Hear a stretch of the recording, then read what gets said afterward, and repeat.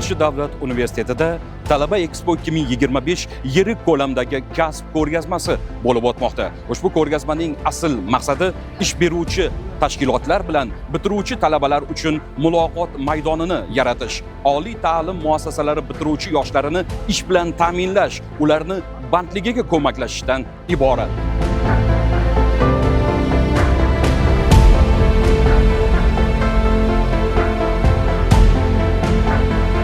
Sultan Tekis fabrikamizda 3000 dan ziyod xodimlar ishlab kelmoqda. Yana 1000 ga yaqin xodimlarga ehtiyojimiz bor. Ko'rgazmada 100 dan ortiq xodimlar bilan suhbat qildik. O'zimizga kerakli xodimlarni tanlab olmoqdamiz. Ko'rgazmamiz biz uchun samarali bo'ldi.